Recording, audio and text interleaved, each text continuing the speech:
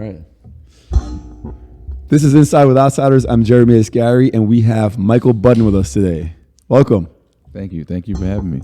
Thank you for being here. Now, you've been a long time friend of mine. Sorry. Know each other before your nightlife days.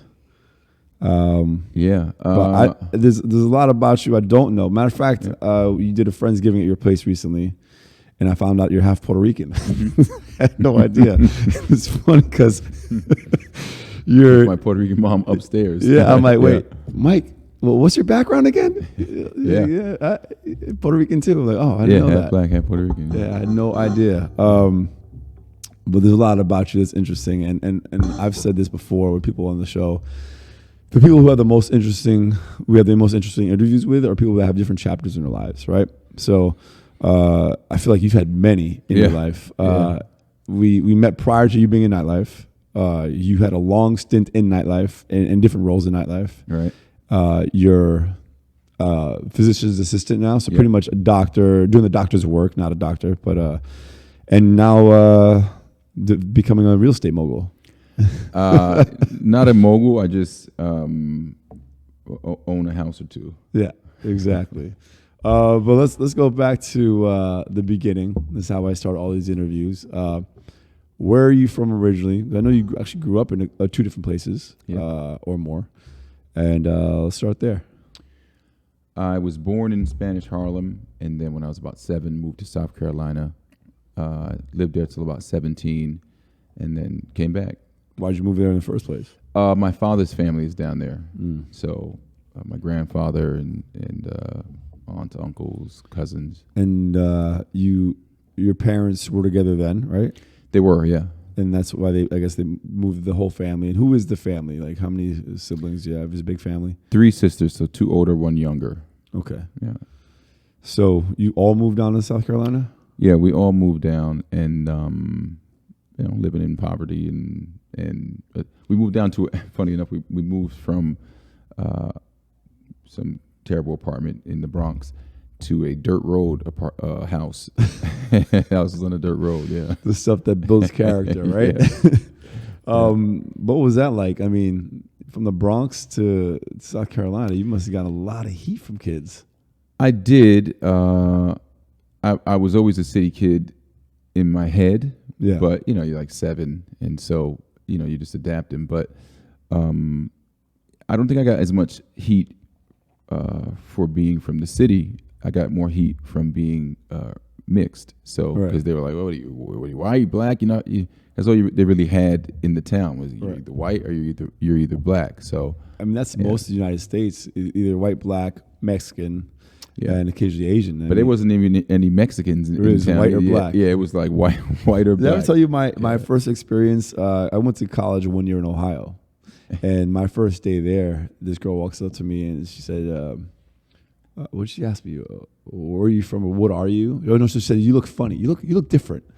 Mm-hmm. I was like, I look different? Okay, well, like, why? What? She's like, are you Mexican? I'm like, no, I'm not Mexican. And just because she said that, and I told her I was Persian, she had no idea what I was talking about. But because she hadn't seen anyone who it was either clearly defined, right, you're white or black. Yeah, it's interesting. You get a skewed perception of the United States if you just live in, say, New York or LA. You live on the coast.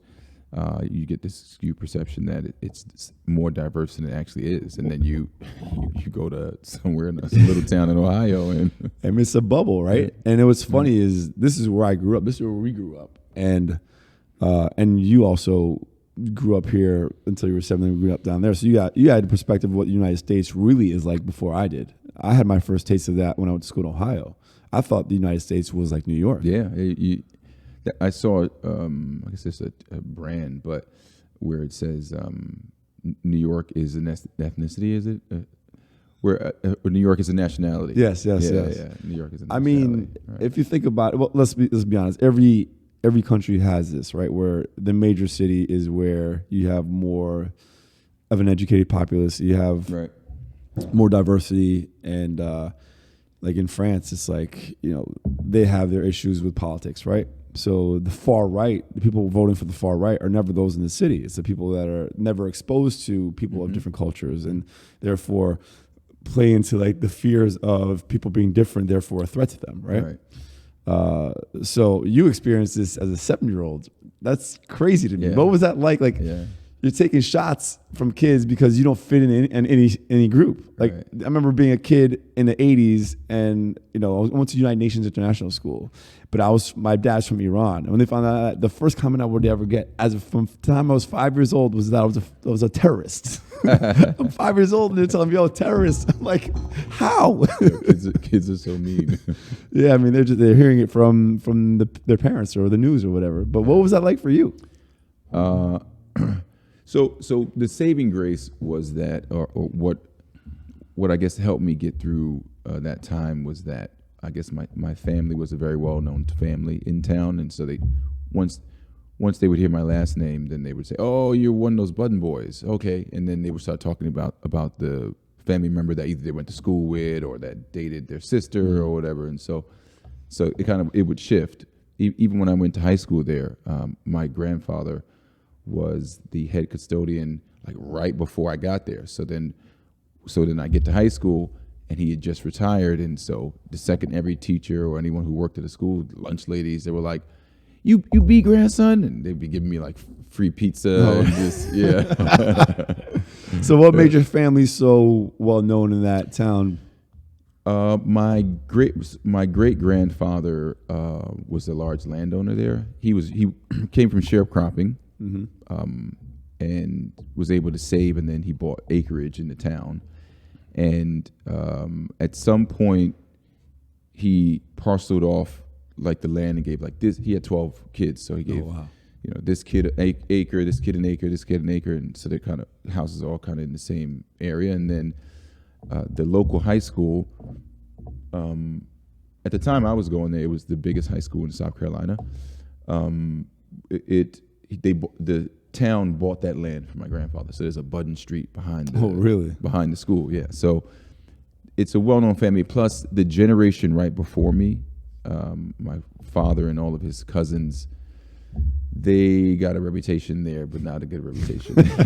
So you had my grandfather's generation, which was like well respected, and and people knew them for good reasons, and then they have all these spoiled kids who are like running wild in this town, and then you have sounds familiar, right? And then you have me and my sisters and that generation come in, and so So how old were you? How long did you stay there?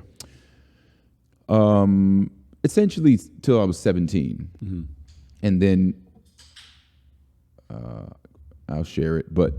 So I stayed there until I was 17, because then I came to New York. My father was living here at the time then, and I came back to New York my last year of high school, and I had a modeling contract, and so didn't last very long. Was that headshot that what EJ put? So was it for your birthday she did that? Yeah. For one of your birthdays, your wife got everybody a matchbook with your modeling headshot on there. Yeah, well, like and a completely different person. And I called this is before I knew you were half Puerto Rican. I called you Miguel Budden on that, and then then I find out you're Puerto Rican, so it's fitting. Yeah. By the way, Chris is Puerto Rican. So he's half Puerto Rican as well. Yeah. Puerto Rican Irish. So tell us more about this modeling. Did you come here for the modeling gig? Well, I was always still, even going to South Carolina at 7 years old, I still was a city kid. I still felt like a city kid, and so I always wanted to go back. And then this was just like the opportunity to go back. I went for a few weeks in the summer after my junior year, and while up here, went to some agencies, and then got an agency, and went back and just. Because I was living with my grandfather at the time, and so I went back and was like, "Grandpa, I'm moving back to the city," and of course, he tried to talk me out of it, and so I moved back, and then I was here, and it didn't take me very long to realize like I was not cut out for modeling. What happened? It sounds like you got a good story for us. Let's hear the story.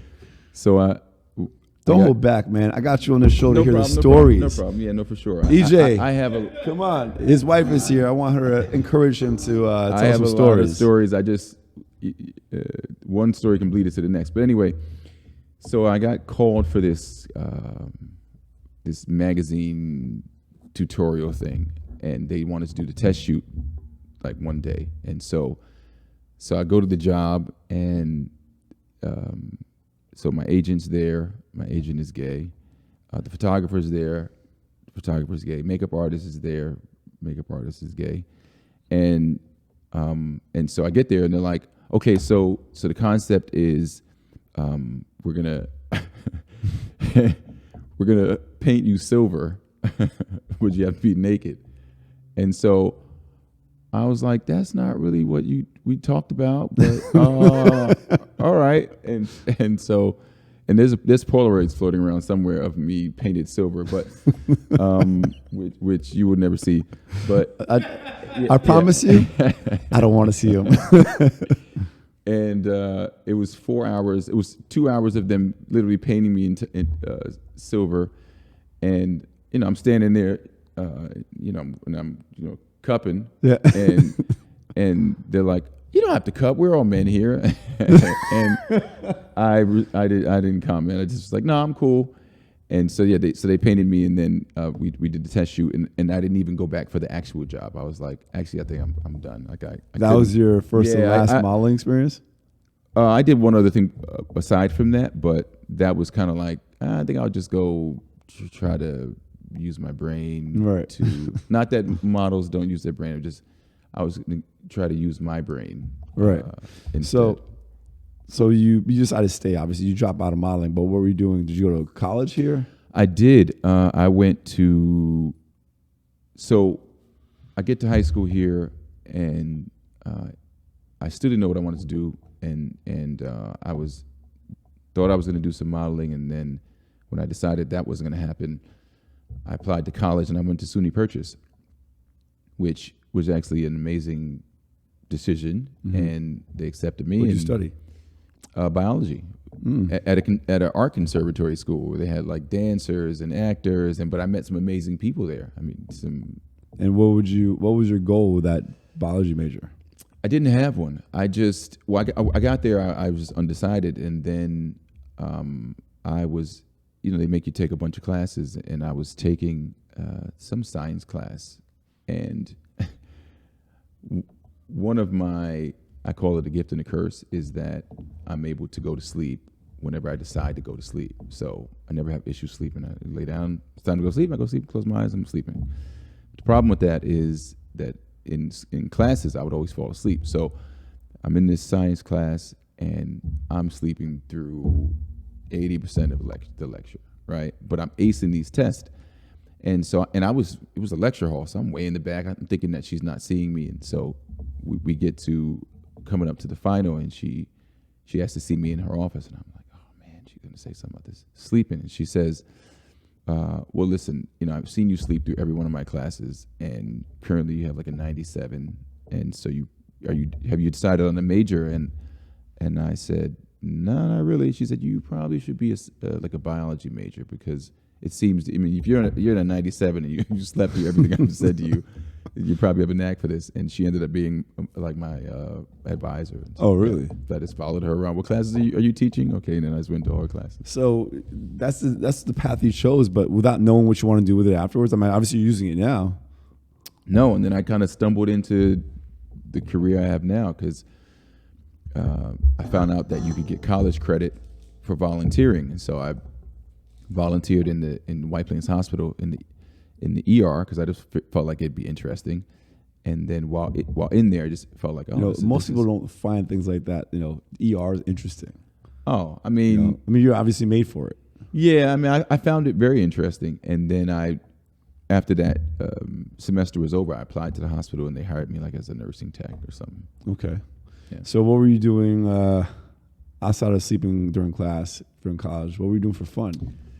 So I was an RA, and I was an RA, and so Nerd Squad. Jeez, you're like the snitch in college. But I wasn't, though. I mean, I'm sure there's some some adult now who maybe says otherwise that I did snitch, but I felt like I was just, I felt like I was pretty easygoing, but and funny enough, so I was most recently living in Harlem, and I go there to get the keys. We're gonna move into this apartment, and I bumped into someone that was one of my students, like my. I was her RA, and she lived two blocks down, so I would see her all the time. She was at the Friendsgiving. Okay, she came to the Friendsgiving. Cool. So between the time you graduated college and the time I met you, what were you doing? Because when I met you, you hadn't started your PA schooling, I don't think. No. So a friend of mine that was going to purchase, I found out that he was promoting in the city, and so I was like, I want to get better access to clubs, and so he and I kind of started promoting together. I was terrible at it, but were you? I was, yeah. No, at that time I was, because I didn't know what I was doing, right. And so,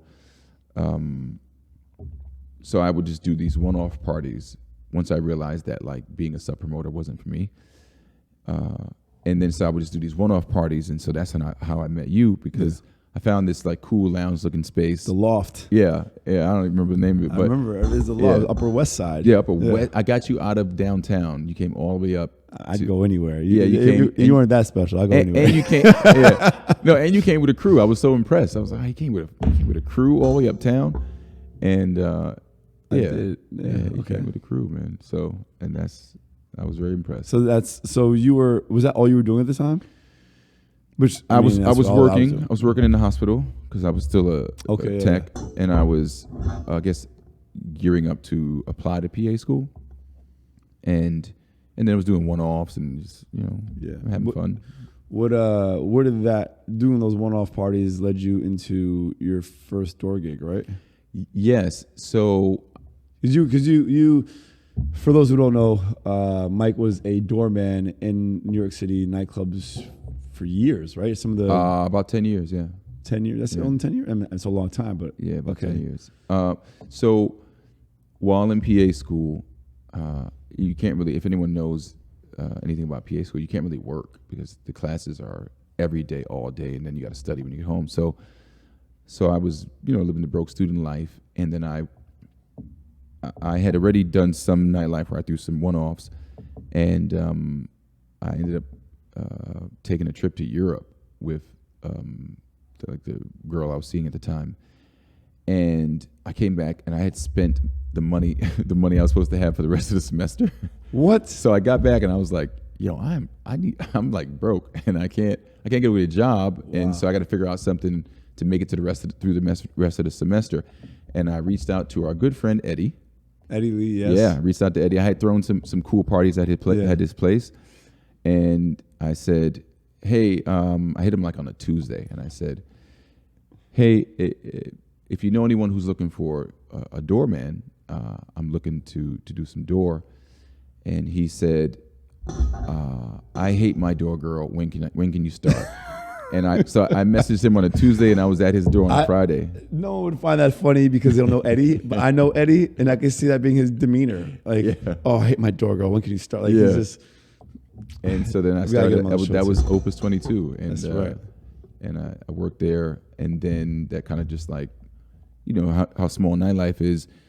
You meet someone here, and then you work with someone over here. Then they pull you into this club, and then. I can't remember what year it was. You weren't exposed to that sooner. You have a somewhat famous cousin who had a podcast almost as cool as ours. Right. Joe Budden is your cousin. Yeah. I don't know when this Eddie gave you a door gig, but you weren't like hanging out with your cousin going to like big spots and flashy parties before that? Yeah, but the parties he was going to wasn't. Describe them. No. He was going to like whatever the big party was, I guess at the time, but he wasn't going to Home and Guest House. He wasn't going to those kind of places. So, and he wasn't really like a club head either. So he's something of a homebody. And so, occasionally I would go out with him, but he's well documented that he would prefer to go to the strip club. And so he wasn't, in these clubs really, and I was more of just in the books. So, I had a little taste of it doing these one-off parties. Right. Tons of funny stories with that. But anything you want to share? Yeah. Okay. I'll tell you one story just because I'm thinking about Opus 22. Was that? I know this story. There was an actor that was. Yeah. I won't say his name. Yeah, don't say his name. It's not funny if you don't say his name, so we'll skip the story. All right, skip the story. That was funny, and you're to blame, apparently. Yeah, I'm to blame, yeah. So, we'll tell you off camera.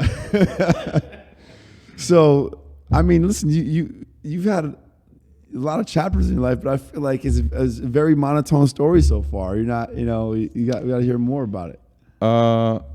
So then, what hardships have you faced between there? Not to say that that's what makes a story interesting, but obviously that always people can relate to that stuff. So, yeah. I mean, it wasn't always smooth sailing for you, right? I mean, none of it was really smooth sailing. I was living in a 6-flight walk up. I was paying like $300 in rent for a room in Harlem. Really? When I was in PA school, and I was like living like meal to meal, So it was, my classmates used to laugh at me because I would have like a tuna sandwich and like hard-boiled eggs, and that was lunch, So, my mom would send me what she could send me, but she didn't really have money. So it definitely wasn't an easy road. I just didn't see any other, Right. But I was listen. I have always been someone who, because I have perspective, and I've lived in the projects, I've lived everywhere, and so. I take that perspective and just say, well, it could be a lot worse, and there's things I'm working towards anyway. So, and so you kind of drown out like maybe the things you don't have. And you're also an entrepreneur. You have that mindset, right? I mean, you have this job working for people as a PA, but you've always had the entrepreneurial mindset. What have been some ventures that I know these are the interesting stories. The ventures, like even for me, like I've taken on ventures that listen. If you're entrepreneurial, you need that as a creative outlet. Yeah, I've taken on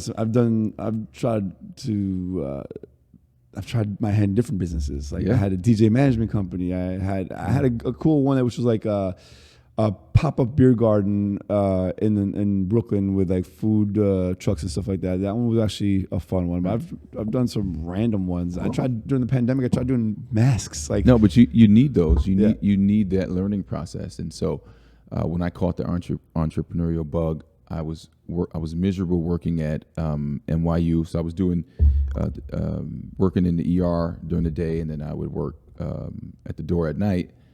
And I was maybe doing like 3 nights a week at the door, and then doing NYU. And what was making you more money? Funny enough, door, because I had a feeling you say that. The spots I was working. I mean, I was working at some places that there was some good money coming through, and you get door is probably the best gig in nightlife, depending on who you ask. I'm getting there the latest. What promoters are getting there later, but they're staying later. So, but getting there the latest. I got my flat before I even walk in the door. I know what I'm making, and then depending on the deal you negotiate, you can get a percentage of stuff you're selling at the door, as far as like bar tabs, tables. Then you get a couple of handshakes for people who thank yous, not bribes, because there's a difference. I hourly I was making more at the door, which is why I stayed in it. And there's some perks too, Right, but it can nip you in the butt if you decide to stay too long. Yeah. Right. So I got the entrepreneurial bug. I left door. I quit NYU, and I had the bright idea to start a med spa in Soho. So I jumped in feet first, not knowing a thing about how to set up businesses and all of the things you needed. And I was putting stuff in my name and using my own money, and basically got my shirt ripped off. And I didn't have good partnerships then, and I learned a lot. I call it my real world MBA, and I came out of it. Those are the best lessons, in my opinion. Oh my God, I came out of it humbled and 30 pounds lighter, and yep, yeah, I used to be a lot bigger. And just, but really the humbling part was the part that I needed. You know, it was just like, all right, you're stepping into an entirely different world here with this starting your own business thing. So if you're going to do it, then you need to, you know, take your time and plan, and it needs to be right. A bunch of planning first, and then you take your first step. But there's a balance with that, right? There is. You can't wait till it's perfect because you're never going to launch. So it's a good thing you did. I mean, the venture I'm doing now, we've working on it for about a year, and we're finally launching. And you know, so was it this failed venture, the first one, was that the most recent one before this new venture? Well, there was one in between that I never really even got off the ground, but it was like a pre-version of what I'm doing now, and so it's kind of just the framework of it, and then I kind of dusted that plan back off. Yeah. When I learned some more things about how healthcare works and how concierge medicine works, and I feel like your life has definitely changed drastically in the last 4 years. Oh yeah, tremendously. Oh my God, yeah. Tremendously, from the time that we were, I always like to say, running the streets in Nightlife. Not necessarily a negative connotation, but you have to be ear to the streets. You have to know what's going on. To like now, you own property, you have a family, married with a beautiful daughter. Yeah, 8-month-old Lennox. Yeah. You don't live in the city anymore. You moved out. Like it just happened. Yeah, but yeah. But I mean, that was like, I wouldn't say 180, but you definitely changed pretty quickly. Life comes at you fast, and you know, I think that. Having a good partner, you know, and I say partner, people throw that word around, but like when you have like a partner, somebody who's like tackling these goals with you, and like is an equal partner in that, you know, it snowballs. How'd you know she was? Did you know pretty soon or right away? Because I know you don't have to talk too much about it, but she's here. Yeah. But did you know? Earmuff it. Earmuff.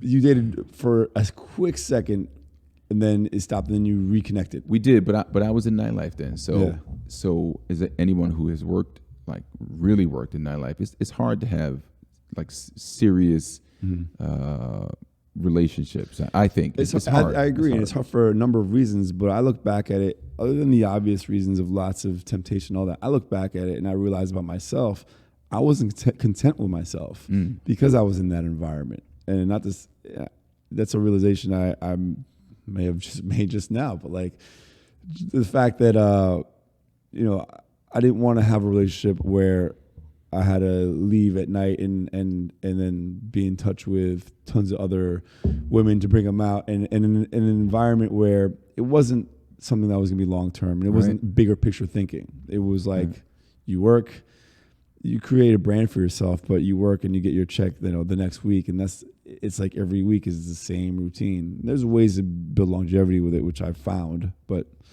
I wasn't happy doing it. So I think for me, I wasn't happy with myself. Therefore, I couldn't be happy with somebody else. But also the dynamics of it. I mean, Nightlife happens at night, and it's hedonistic, 100% hedonistic. Yeah, but also, you know, if the other person is not working Nightlife, then you know they're home and you're standing at a nightclub. But even if they are, that's two dynamics that I don't know if I've said it before. I don't think I would date somebody that's in Nightlife. It's not impossible, but it's just you got the odds are stacked against you. So yeah, we dated briefly during that time. I realized that I was not able to be when I realized very early on that the kind of person she is, and I realized I'm like, while I'm in the situation I'm in now and the mindset I'm in now, I can't be the person that I know she deserves. And so we split, and then I did some more living. She did some more living, and I did some more.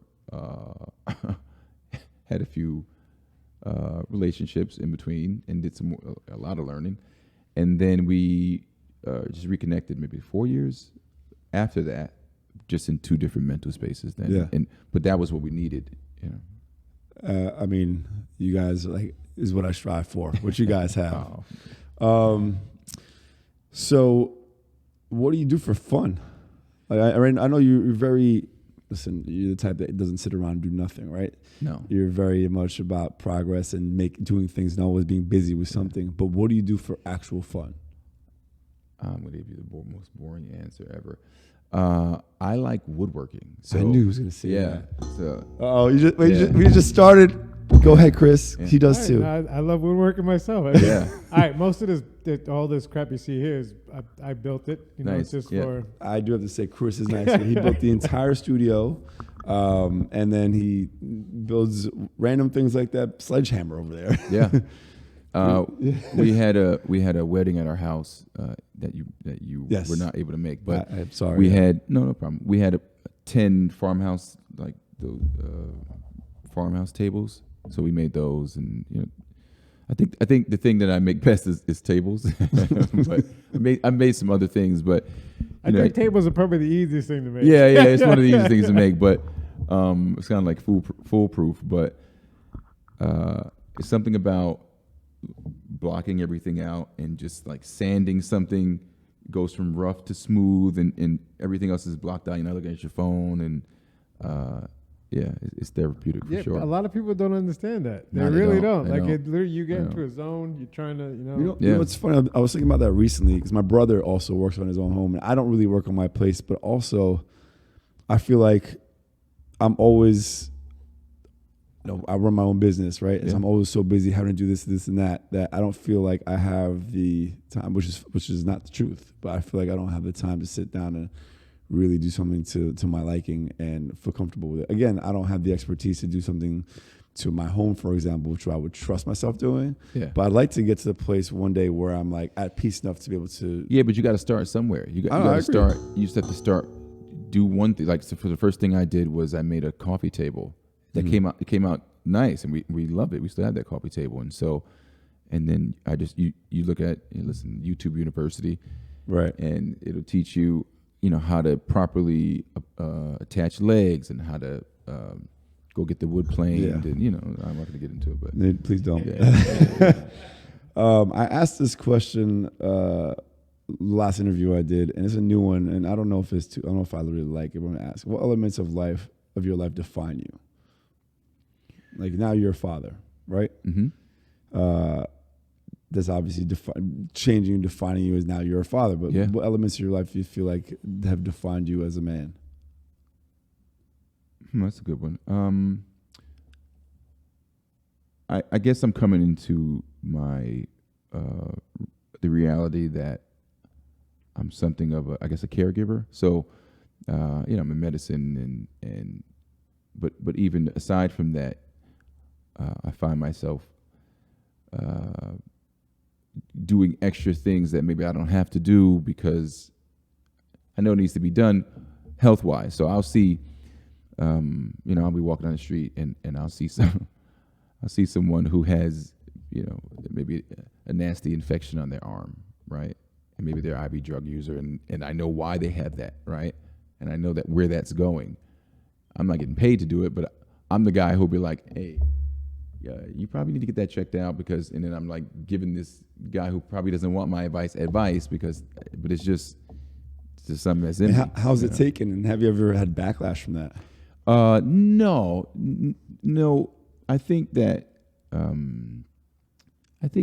even if someone's at their lowest point, or even if they're in their most antisocial moment, no one really wants to go at the doc or go at the person who's just giving them care, So, well, not necessarily, but so no, I haven't. But I mean, listen, I was the person at the door who was like, saying, probably should give him some water because he's gonna have alcohol poisoning, right. And then they're like, well, how do you know? And I really didn't share what I did during the day. I kind of try to keep it separate, but right. That's interesting. Yeah. Now that you say it, you're definitely a caretaker. You always seem to be the one that wants to help out, and you have knowledge to help people, especially with their health. So I share the knowledge freely. That's good. A lot of people don't always do that. Yeah, no, I share it freely because of fear of getting. I share any knowledge I have freely, just because I would want someone to share it with me freely. Well, my next question for you is: what are your goals and dreams? Like, what do you aspire to do in your life? They are ever evolving, but I'm in that stage now where I'm trying to break the cycle of trading time for money. So setting up things where I don't have to be there for the money to be earned. So you mentioned real estate. So we have a couple of rental properties. I got the concierge service that just launched. Is it launched now? Is it official? Yeah, we're taking our first 100 members. Yeah. Really? So let's talk about that really quick, because that's been a goal of yours. Yeah. What is the website? Where can people sign up? Is that ready to share? Yeah. So it's CureRated.care. CureRated, CURE rated. Yeah. And it's really just curating a better healthcare experience. Creating a better, and it's funny because you're actually taking what you knew from Nightlife, and curating a great experience. That's really where it came from. Is combining that hospitality that you learn along with the medicine, and so CureRated.care. But right now we're kind of in beta mode, and so we are taking in our first 100 members. And right now it's 24/7 telemedicine, and we do house calls. So I can send a doc to your house, and we can do IVs, whatever you need. We're all emergency medicine trained. What's amazing to me is I keep on saying this. It's a recurring theme with a lot of people I know, because a lot of people I know I met them through Nightlife. Mm-hmm. Nightlife is an amazing school. One of the best. Amazing school. And the reason I say that is I was having this conversation with Susanna, with you, even myself, because what we take from Nightlife, what we learn, we bring it to the next project, the next business. For me, with Outsiders, it was it was a few factors. One, the outdoors has always been very vanilla, the branding and imagery has been terrible. Typically people who are drawn to the outdoors are socially awkward, which is why they're drawn to the outdoors. And I took the hosting element of the magnetic personalities I know of. Think about that in medicine. Think about that's how what I'm dry saying. and boring medicine is. And the branding, the imagery, the brick and mortar, the place they're walking into. I have a huge problem with not just hospitals, but like schools. Yeah. It's that why do things have to seem so cold, almost like communistic Cold War for a kid's school? Why can't it be warm with warm lights, or even medicine? It has to feel sterile because it is sterile, but it can still be a little bit more welcoming. Right. But, touching back on that point you made about Nightlife being one of the best teachers. If you think about it, it's an industry full of hustlers. Mm-hmm. It's not forgiving, and it's entrepreneurial in nature. It's hustlers, and it's to be a good promoter, to be a bottle waitress, to be these are all people who they're hustling. I look back at think about the environment. I'm thinking back. Of people coming at you. Door, for example. Yeah. I've worked some of the busiest parties, right? There's times when there's 100 people outside trying to get in, and my job in the moment is to filter this 100 and get the best in, the best looking, or most people who are spending the most money, the people who filter out maybe what they don't want in the club, and you got to do it like this because the next 100 will be there in 10 minutes. So it really is trial by fire, and if you mess up that, then you don't get called for the next door. So, and I'm sure same with promoting. I can't believe all the you're learning deal making. You're learning marketing, learning how to take the same product and make it repackage it 5 to 7 times a week. Yeah, for years. But that's what I realized why I promoted very briefly. And funny enough, I came in under Jed Stiller, who's doing amazing now. Yeah, I was a sub promoter for him and Alex Maz and Reach. They had a little team, and I came in as a sub promoter and ENSM events. I remember. Yeah, and I worked maybe one summer, and I realized very quickly, like, oh, it's not for me. Yeah. I can't. So I look back at those days. And those days ended during the pandemic for me, but it ended mentally. Like, I went out years before that. Oh yeah. But I look at it like now that I am out, and it feels great to say. But now that I am out, I look back and like, how the hell was I able to live and keep my sanity doing that for 15 years? I mean, you see it in my hair. I went gray early for a few reasons. As I'm genetically prone to that, both my parents. But mine left. It was like, yo, I can't do it.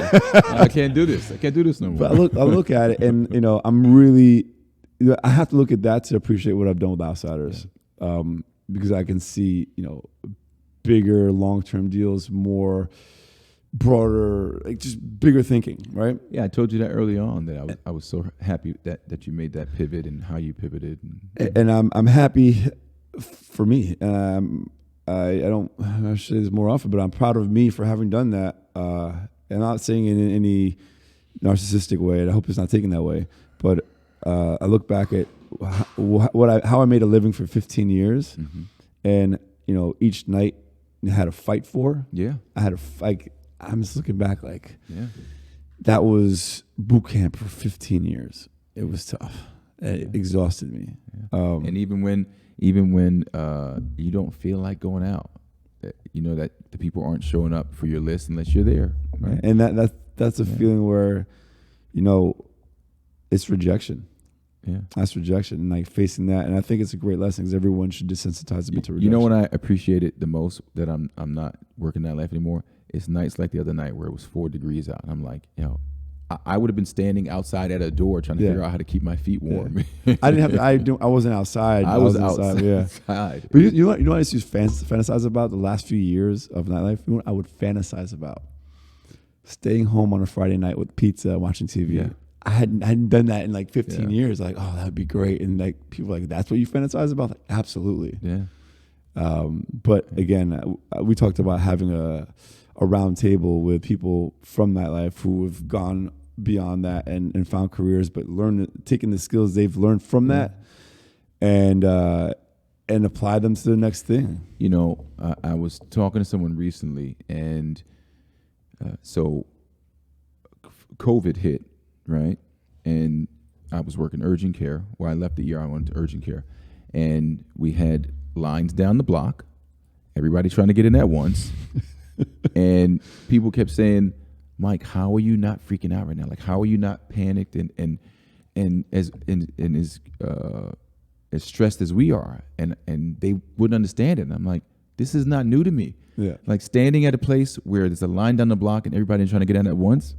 I did that for 10 years. Yeah. So, but no one's drunk, so it's easier. Right. No one's drunk. I mean, they were sick and coughing, right. But yeah. So it literally was the same thing. It was like, okay, you guys stand on the side over here. Let me get these two here in. She's old. Give me the old lady. Okay, you come on in. This is funny. See, I don't know if people will find this funny. I find this hilarious because I see what you've done in Nightlife, and I can see you, manning urgent care doing that. I literally there was times when in some of those waves where I was literally standing at the door of the urgent care. I got the medical assistant with me. She got the vitals machine, and I'm doing the door basically saying, okay, you're here for COVID. Okay, COVID testing. Okay, you got any medical problems? No. Okay, take your vitals and then next, and then try to grab the next person. Yeah, it was. That's tough. Yeah. Well, it's a good thing you had that. But yeah, I credit Nightlife. Yeah, we gotta get this round table for sure. Yeah. All right. What motivates you? Wait, did I ask you what your goals are? Goals and dreams? Yeah, but we detoured before I could answer that. Goals, and I think I was talking about separating the trade of time for money, right?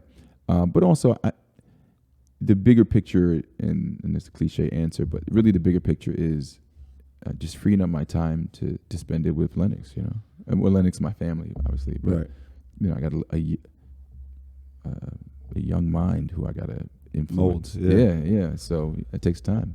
Yeah, it's funny because I think about what my ideal situation would be when it's time to have kids. Like, I would want to be able to have as much free time as I can to mold their mind, to give them everything they need. So, yeah, I mean, I can see that being your ultimate goal. It is. You're actually your main motivation because the next question is what motivates you to keep pursuing your dream. But I can see that's an easy one. I mean, even before her, I kind of was always self-motivated, which whatever, but self-motivated in that I always wanted to challenge myself. Like, I think I can do that. But I've always been a skinny guy. And then some years back, I was like, I wonder if I can bulk up, and just like became a gym rat. And then, I wonder if I can get into Nightlife. So I get into Nightlife, and then I'm like, I wonder if I could do the door, and I do the door. So it's just like kind of like challenges because the 9 to 5 scenario of the same job every day just didn't really appeal to me. So, yeah, same. I mean, I've fortunately never had to do it. That is a fear of mine of having to do that. So it motivates me not to slack off. You've been to Outsiders events, but only the bike riding, if I'm not mistaken. Yeah, we did the Halloween bike ride. Yeah, which was hilarious because I came grossly unprepared. I had you did the Rockaway ride too, didn't you? I don't know if I did the Rockaway ride. You've only done the bike ride? Yeah, that one because my bike it can't hold up to it. I came there on a single gear. Oh, so of course, oh my God, my legs were done. We got to get you on more, man. Like I know now you've got at least your baby's not here. You got to take care of. So come out to some hikes or something. Yeah, we are super, super, super fortunate that my mom came up and she is living childcare and who better to watch the baby than grandma, right? For sure. So that means we'll see you soon on the adventure. Yeah, for sure. What is the dream that you've yet to achieve? Other than what you told me about, like financial stability and passive income. I think the dream I've been working on for the last year is really launching this service and really seeing it take on a life of its own, you know? Okay. Yeah. Yeah. There's no like childhood dream that you envisioned when you were a kid that you see yourself doing or would like to see yourself doing? I'm going to sound cheesy as hell right now, but I did it already. Like I have been fortunate that everything I put my mind to is, it just kind of like keep working at it. Like, oh, should it happen? So okay. Recently we put our mind to picking up some real estate and, we picked up a few good things and not knowing much about it, but hey, you're not going to learn about it until you jump in. And right. So, yeah, keep knocking them down as I. Okay. Well, and then this leads to a few more questions. One of them is my favorite question to ask. What was your most embarrassing moment? You got to pick an era, though. You got to pick a most embarrassing moment. I have plenty. So you talking about childhood moments? Whatever comes to mind, first thing. Okay. Make it an entertaining one. Yeah. No problem. So I was in 4th grade, and I was in class, and people kept asking the teacher to go to the bathroom just to get out of class, and so she had enough, and so I came in that morning and I had the bubble guts.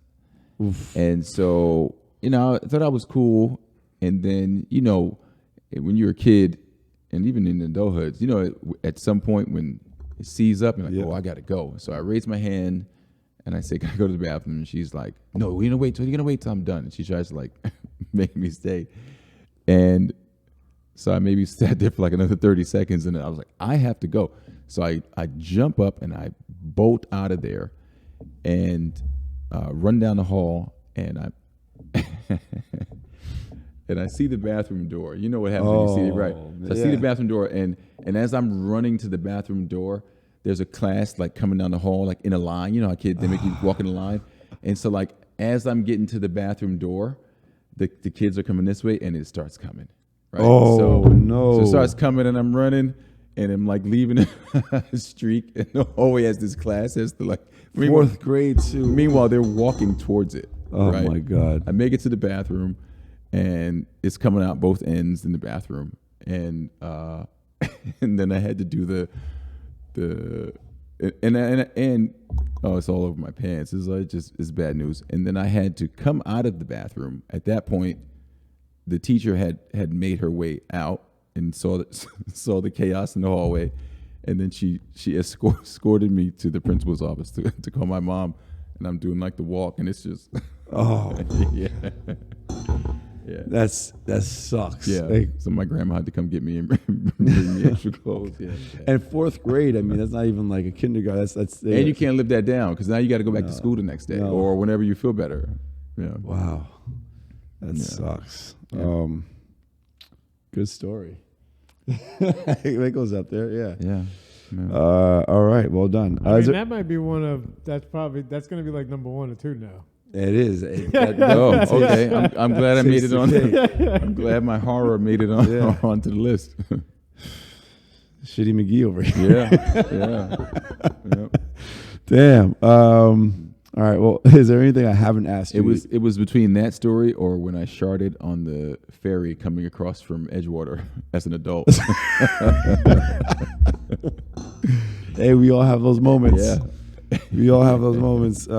Some of us decide to share them on podcast. Is there anything I haven't asked you want to share? Anything you'd like to share with us? No, just that I'm excited that the service is starting. We're working on this for a year. And the bigger picture is, we're pricing it at a point where it's accessible. So I worked at a previous concierge place, and their pricing was the exact opposite. It was to make it not accessible on purpose. And unfortunately, we're in a country where healthcare is something of a luxury good to some. And then there's also shortages, and there's the current healthcare model doesn't necessarily lend itself to different schedules, and so primary care is open 9 to 5. What if you can't make it at 5? What if you work nightlife and you're not up till 4? Yeah. Things like that. So there's certain models that doesn't really fit. And so who's servicing those people, And so the inspiration for it was working in an industry where, where all of our fellow coworkers and people in the industry were making great money. And I would say if you polled them, 90% of them did not have health care, right? Yeah. Because it's not a W-2 job, right? So seeing that, and then having people who found out that I was in medicine and could prescribe stuff and treat stuff, and seeing that how often people reached out to me, kind of was just like, all right, there is a need here for it, Right. There's a partnership opportunity between Outsiders members and what you're doing. Yeah, of course. This. Yeah, we'll talk about that. We'll talk about it for sure. So we're at the last part of this interview, and that's 5 rapid fire questions. Okay. So I'm terrible at this though, because I always think too much on this. Yeah, I can tell. Yeah. You're very thought through and well thought out, but you just got to fire them away, all right? Hold on, disclaimer. You probably should earmuff this, because No, there's nothing here that is going to get you in trouble with EJ. Okay, cool. I don't think, at least. Imagine, I can't ask you those questions. Because she's not going to kill you, she'll kill me. What's your favorite city other than New York City? Arezzo, Italy. Really? Why? Yeah. I just had an enchanting time there a couple of summers ago, and just really was blown away. Was that with EJ? Yeah, Okay. we were there together. I proposed there. I was going to ask you, that's where you proposed? Yeah. Wait, is that like northern Italy, southern Italy? It's in Tuscany. Okay. Yeah. All right. Northern Italy, sorry. Northern. If you could do any other profession, a dream job, what would you do? I'd probably be a dog walker or like a dog trainer, or be like a carpenter, like making furniture or something. Yeah. Okay. A lot of people have like pro athlete, this and that. You're very humbled. No. Because the way I take that question is, if money didn't matter, right? So if money wasn't a factor, then as people take that as whatever they choose as not a factor is how they answer, right? So if their skills in whatever sport they choose wasn't a factor and they were good enough, they'd do that. If money, people, if it was based on their passion, who knows? You're on a variety of stuff. What's your vice? My vice,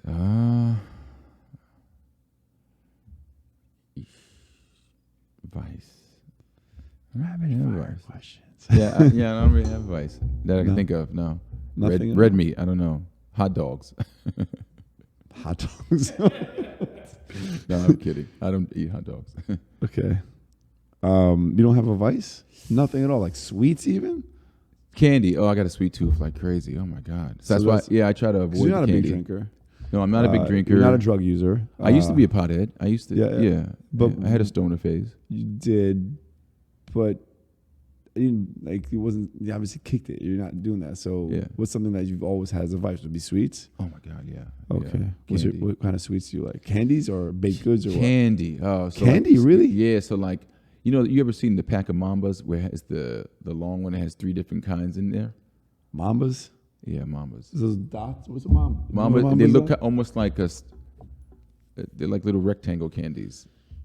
Oh, no. They're soft, chewy. Yeah, so but the pack is like this long, and if I eat one, I'm eating the whole pack. I can't. Okay. Yeah.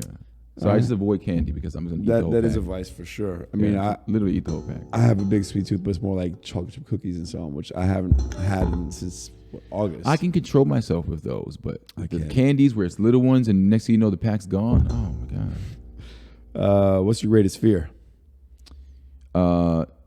Swimming in water that I can't see in. So like dark, like if you go out to the ocean and you can't see around That's you. your greatest fear? I mean, that's a fear I have too. But that's because I'm not really greatest fear. Yeah, but I'm not like scared of heights or bugs or anything like that. Or I usually can get around that stuff. But if we're like on a boat in the ocean and I can't see around me, or even in a swimming pool and it's black and I can't see what's around me, really, I'm like, I'm cool. What about if you can see in the water? Are you still uneasy? No, I'm good. Really? Because the problem I have is if you're swimming in water where it's completely black and you can't see around you, and something brushes up against your leg, whatever that is swims better than you, and you don't know what that was. But I'm saying there's certain places where, honestly, I don't feel at ease if I'm swimming in water that I'm it's super clear, because there's some fish that blend into the currents. There are, but I still feel a little better in that. Oh, for sure, right. I do too. But black water, water where it's like I don't see anything around me. I have a phobia of like the East River and the Hudson River. Like, I don't. Yeah, but then you do kayaking for one of your things. You did. No, you I did do, but I'm not in the water. I'm in the kayak. It doesn't tip over. It flips over. It doesn't tip over. You have to like try to tip it over. But if I'm not gonna swim in that. Hell no. What's your favorite food? And what'd you bring? So that was a hard one for me because I eat a lot of different foods and I like a lot of. Want to bring it over? So what I did was, we were in the area. She was in the area of this restaurant that I used to, when I was living downtown, I used to order from them all the time. Well, downtown Jersey City? Or no, downtown Manhattan. So, I don't want to promote them, so I won't say the name. But how come you don't want to promote them? You're not a huge fan of theirs? No, just I'll tell you later. Okay. And so, but a good buddy of mine put me onto this dish, and it looks like throw up, but it looks like no, it does. Show the camera. Yeah, it looks like it kind of does look gross. Yeah, and it's called a chicken coop. Okay, what's in it? Chicken and some tahini sauce, some other stuff, rice. I can have that actually, but it's delicious. Yeah. All right, so we'll try some of this. I used to get it all the time, so I was like, oh, Jeremy might like this. Mm-hmm. Why? Because I'm Middle Eastern? No. Racist. No, you're a healthy guy. No, I do like that stuff. It's great. Wait, you're calling him racist, but when you called him Miguel Budden, yeah, and you found out he was Puerto Rican. And he also made a comment earlier that. Stop. Yeah. I know. I remember. I won't repeat it. Don't. Yeah, you might want to edit that comment I out. thought about it after I said it, like, damn it. Yeah, you might Can you pass me a fork, please? Since I'm Puerto Rican. Exactly. How come whenever you're Puerto Rican? I'm gonna try it as is first. So why is this your favorite? It's just a delicious meal that does not maybe look delicious until you start eating it. You're like, oh, okay. That's really good. Yeah, it's very good. But I used to eat it all the time. I ate it so much that it took me years to like not eat it before I could eat it again. So I've done that before too. Since I haven't lived downtown in a while, then I can eat it. This is like reminds me a little like the halal guys, but more refined. Yeah, it's a health food spot actually. It's from a health food spot. That's great. I don't know. I don't have any more questions for you. Anything else you want to say before we wrap it up? Thank you for having me. My pleasure. I always. I'm happy when I can link with you because since I moved out of West Village, I don't see you as often. So, well, I appreciate that. And I also like linking with you, people like you, Hans, Eddie. I think partly because it's hard to find a group of guys you can connect with that have the same entrepreneurial creative outlets. I was going to say that. Yeah, entrepreneurial creative outlets, intellect, and cores and values. I think those are elements that you don't necessarily and feel like you can talk about stuff that may not be suitable for societal's idea of what men can talk about. Right. And I feel comfortable talking to you guys about that stuff. But I also like also leaguing with you because, and entrepreneurs will relate, but like whatever your industry that you're working on is, even if it's different than what I'm working on, we're tackling some of the same issues. Like, oh, for sure. All right, how am I doing my accounting? How am I doing my website? Who's pumping out this newsletter? Who is, all those things that, the behind the scenes things. Yeah. And you definitely inspire me, and keep me motivated. So like, all right, I gotta, my stuff has to be tight because, And I look at all my friends who are in that circle that I consider that I value. Like I said, the guys we just mentioned and Brent, because, they might be doing something that I haven't thought of or something at the level that I want to get to. Mm-hmm. And it's great having that idea sharing where you're freely sharing information without fearing that if you share this information, they're going to get ahead of you, which means less opportunity for you, which is such a myth. Something a lot of people mistake giving opportunities to others as removing themselves from potential more opportunity. Mm-hmm. So, yeah. And that's why I say I share the information freely. Same like with Hans. I met up with him about, his business and showed him like certain things he can add to his website to add more traction and so on. Another reason why I love our guy, Eddie. Yeah. Oh man, Eddie, you tell him what stage you are working on. Yeah. And then he's so Eddie. He'll leave the hangout and send you a detailed email with hyperlinks in there and just like, it's amazing. Here's what we talked about, and here's the 5 things I told you I was going to send you, and here's a few extra things. I think it's great. The only thing I would tell Eddie about that would be to make it a little more concise.